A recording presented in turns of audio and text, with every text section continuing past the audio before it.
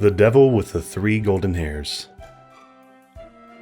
There was once a poor woman who gave birth to a little son, and as he came into the world with a caul on, it was predicted that in his 14th year he would have the king's daughter for his wife. It happened that soon afterwards the king came into the village, and no one knew that he was the king. And when he asked the people what news there was, they answered, "A child has just been born with a caul on. Whatever anyone so born undertakes, turns out well. It is prophesied too that in his 14th year he will have the king's daughter for his wife." The king, who had a bad heart and was angry about the prophecy, went to the parents, and seeming quite friendly said, "You poor people, let me have your child, and I will take care of it." At first they refused, but when the stranger offered them a large amount of gold for it, and they thought, "It is a luck child and everything must turn out well for it," they at last consented and gave him the child. The king put it in a box and rode away with it until he came to a deep piece of water. Then he threw the box into it and thought, "I have freed my daughter from her unlooked-for suitor."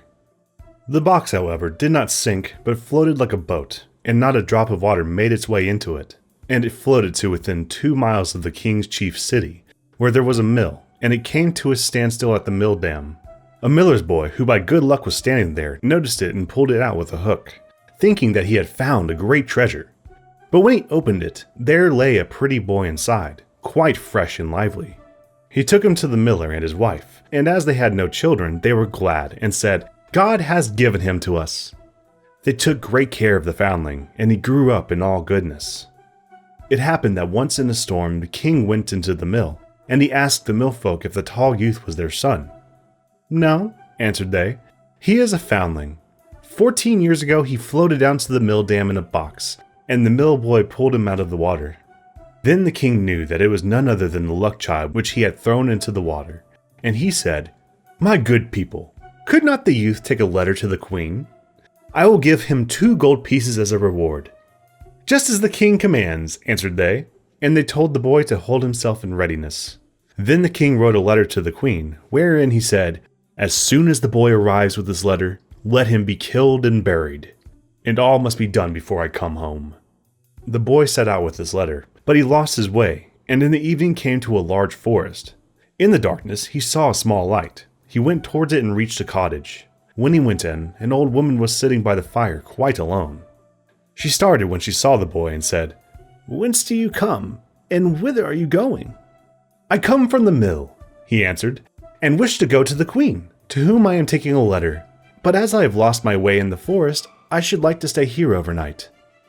"You poor boy," said the woman, "you have come into a den of thieves, and when they come home they will kill you." "Let them come," said the boy. "I am not afraid, but I am so tired that I cannot go any farther." And he stretched himself upon a bench and fell asleep. Soon afterwards the robbers came, and angrily asked what strange boy was lying there. "Ah," said the old woman, "it is an innocent child who has lost himself in the forest, and out of pity I have let him come in. He has to take a letter to the queen."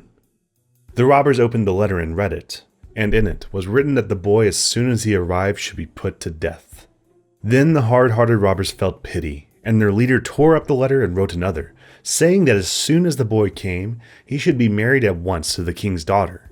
Then they let him lie quietly on the bench until the next morning, and when he awoke they gave him the letter and showed him the right way. And the queen, when she received the letter and read it, did as was written in it, and had a splendid wedding feast prepared, and the king's daughter was married to the luck child, and as the youth was handsome and agreeable, she lived with him in joy and contentment. After some time the king returned to his palace, and saw that the prophecy was fulfilled, and the luck child married to his daughter. "How has this come to pass?" said he. "I gave quite another order in my letter." So the queen gave him the letter, and said that he might see for himself what was written in it. The king read the letter and saw quite well that it had been exchanged for the other. He asked the youth what had become of the letter entrusted to him, and why he had brought another instead of it. "I know nothing about it," answered he. "It must have been changed in the night, when I slept in the forest." The king said in a passion, "You shall not have everything quite so much your own way. Whosoever marries my daughter must fetch me from hell 3 golden hairs from the head of the devil. Bring me what I want, and you shall keep my daughter." In this way, the king hoped to be rid of him forever. But the luck child answered, "I will fetch the golden hairs. I am not afraid of the devil." Thereupon he took leave of them and began his journey. The road led him to a large town, where the watchman by the gate asked him what his trade was, and what he knew. "I know everything," answered the luck child. "Then you can do us a favor," said the watchman. "If you will tell us why our market fountain, which once flowed with wine, has become dry and no longer gives even water." "That you shall know," answered he.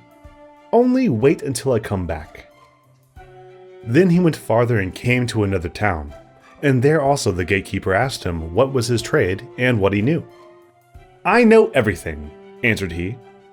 "Then you can do us a favor and tell us why a tree in our town which once bore golden apples now does not even put forth leaves." "You shall know that," answered he. "Only wait until I come back." Then he went on and came to a wide river over which he must go. The ferryman asked him what his trade was and what he knew. "I know everything," answered he.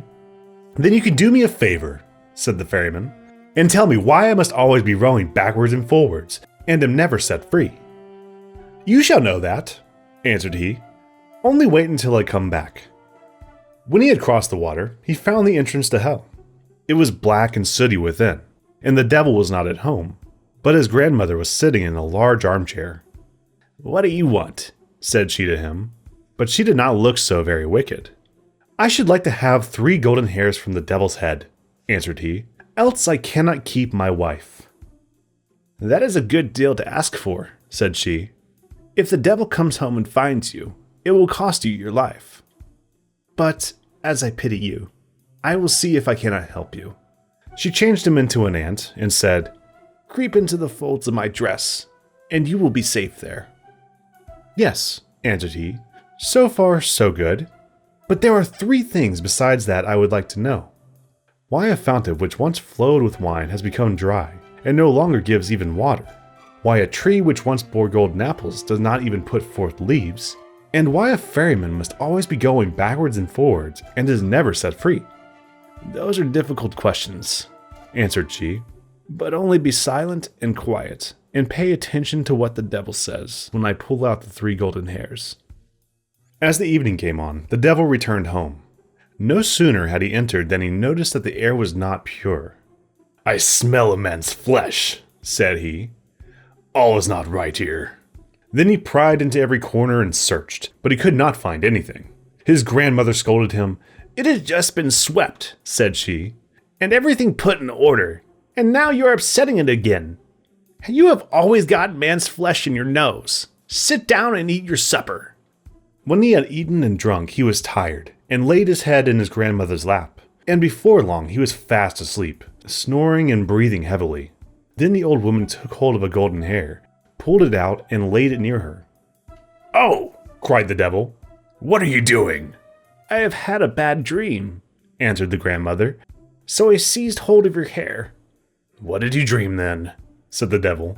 "I dreamed that a fountain in a marketplace from which wine once flowed was dried up, and not even water would flow out of it. What is the cause of it?" "Oh ho! If they did but know it," answered the devil. "There is a toad sitting under a stone in the well. If they killed it, the wine would flow again." He went to sleep again and snored until the window shook. Then she pulled a second hair out. "Ha! What are you doing?" cried the devil angrily. "Do not take it ill," said she. "I did it in a dream." "What have you dreamt this time?" asked he. "I dreamt that in a certain kingdom there stood an apple tree which had once borne golden apples, but now would not even bear leaves. What, think you, was the reason?" "Oh, if they did but know," answered the devil. "A mouse is gnawing at the root. If they killed this, they would have golden apples again, but if it gnaws much longer, the tree will wither altogether. But leave me alone with your dreams. If you disturb me in my sleep again, you will get a box on your ear." The grandmother spoke gently to him until he fell asleep again and snored. Then she took hold of the 3rd golden hair and pulled it out. The devil jumped up, roared out, and would have treated her ill if she had not quieted him once more and said, "Who can help bad dreams?" "What was the bad dream, then?" asked he, and was quite curious. "I dreamt of a ferryman who had complained that he must always ferry from one side to the other, and was never released. What is the cause of it?" "Ah, the fool!" answered the devil. When anyone comes and wants to go across, he must put the oar in his hand, and the other man will have to ferry and he will be free." As the grandmother had plucked out the 3 golden hairs, and the 3 questions were answered, she let the old serpent alone, and he slept until daybreak. When the devil had gone out again, the old woman took the ant out of the folds of her dress, and gave the luck child his human shape again. "There are the 3 golden hairs for you," said she. "What the devil said to your 3 questions I suppose you heard?" "Yes," answered he, "I heard and will take care to remember." "You have what you want," said she, "and now you can go your way." He thanked the old woman for helping him in his need, and left hell well content that everything had turned out so fortunately. When he came to the ferryman, he was expected to give the promised answer. "Ferry me across first," said the luck child, "and then I will tell you how you can be set free." And when he reached the opposite shore, he gave him the devil's advice. "Next time anyone comes who wants to be ferried over, just put the oar in his hand." He went on and came to the town wherein stood the unfruitful tree, and there too the watchman wanted an answer. So he told him what he had heard from the devil. "Kill the mouse which is gnawing at its root, and it will again bear golden apples." Then the watchman thanked him, and gave him as a reward 2 asses laden with gold, which followed him. At last he came to the town whose well was dry. He told the watchman what the devil had said. "A toad is in the well beneath a stone. You must first find it and kill it, and the well will again give wine in plenty." The watchman thanked him, and also gave him 2 asses laden with gold. At last the luck child got home to his wife, who was heartily glad to see him again, and to hear how well he had prospered in everything. To the king he took what he had asked for, the devil's 3 golden hairs, and when the king saw the 4 asses laden with gold, he was quite content, and said, "Now all the conditions are fulfilled, and you can keep my daughter. But tell me, dear son-in-law, where did all that gold come from? This is tremendous wealth." "I rowed across a river," answered he, "and got it there. It lies on the shore instead of sand." "Can I too fetch some of it?" said the king, and he was quite eager about it.